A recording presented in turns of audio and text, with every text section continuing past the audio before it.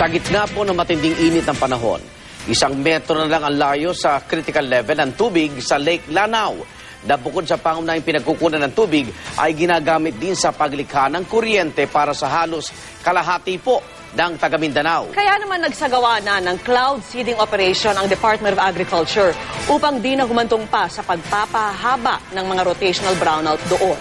Saksi si Marisol Abduraman. Bukod sa taglay na likas na yaman, pangunahing din pinagkukunan ng tubig ng ilang lalawigan sa Mindanao ang Lake Lanao. Ang lawang ito rin ang nagpapatakbo ng Agus Hydropower Plant para mag-supply ng hanggang 45% ng kuryente sa buong Mindanao. Kaya naman nakababahalang pagbaba ng level ng tubig sa lawa dahil sa matinding init ng panahon.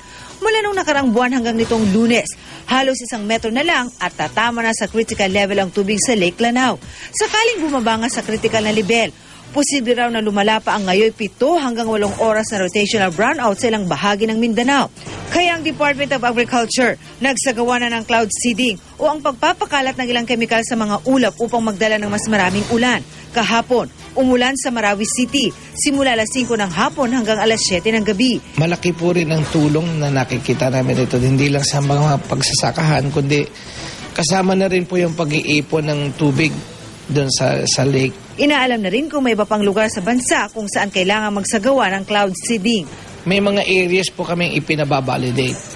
Kasi hindi naman po dapat porque may seedable clouds, isiseed na natin.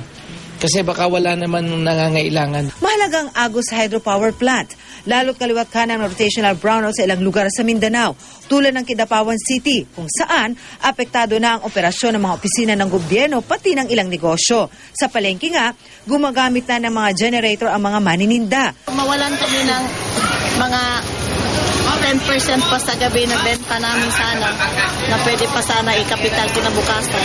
Yung generator, magkanong bayad nyo? 20 lang po, ma'am. Kada araw na yan? Opo, isang araw na po yan.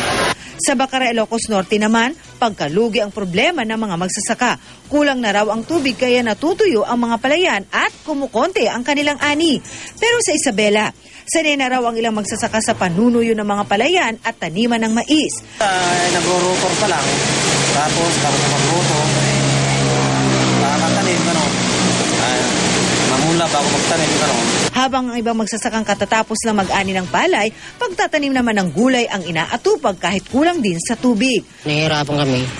Dahil sa ngayon, talagang mahirap pagdilig na ngayon. Sa kabila nito, ayon kay Secretary Proceso Alcala, wala pa raw gaanong epekto sa agrikultura ang matinding init na nararanasan sa bansa.